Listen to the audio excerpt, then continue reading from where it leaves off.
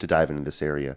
Another thing that we do, Aaron, in this birth stage that we need to be intentional about is seeking conflict. Yeah. Seek conflict. So this is the ability for us as men to choose our hard. Life is going to be hard regardless. I know a lot of people have this unrealistic vision that when I get to a certain age or a certain stage in my life, life gets easier. It gets simpler.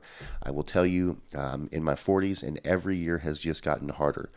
Every year has produced more fruit, has become more satisfactory, but life has never gotten easier, and I'm sure that you would agree with that.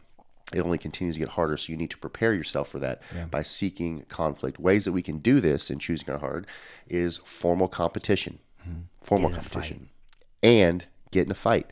The whole beauty behind that is a man has to know what he's capable of. Yeah.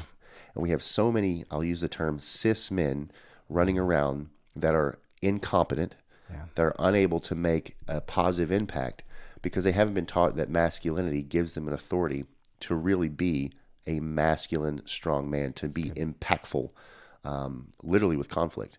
And so, yes, formal competition is great. As men, it's wired in us. We need it. But I also very much support go get in a fight. Doesn't mean go to a bar, probably not, and pick a fight.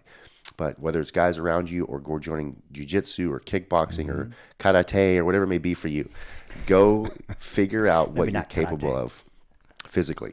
Yeah, it's good. Another one we already mentioned is take a life. Yeah. Our life is so valuable. You hear me say this all the time, but time is the only currency we actually get. Don't be a man that turns 50, turns 60, and starts to see the end of his life nearing and start to decide, oh man, my time's valuable because it's dwindling. Do it early in your life. Yeah. Realize that this life is nothing more than a breath as far as length, and make the most of it.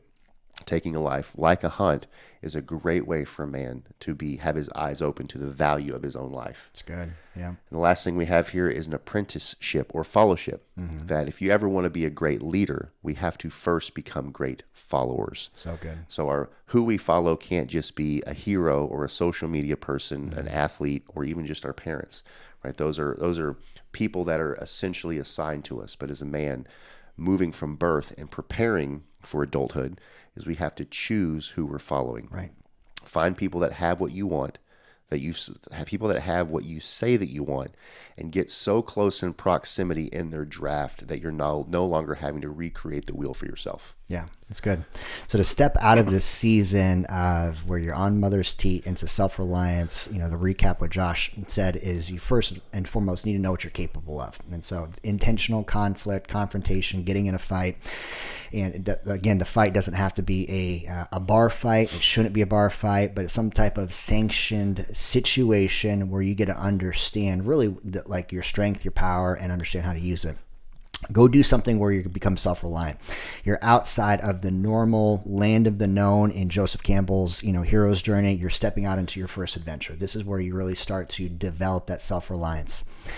As you get out of this birth stage, and this birth stage, again, can last for 10 years, 15 years, 20 years, all the way until you're 30 years old.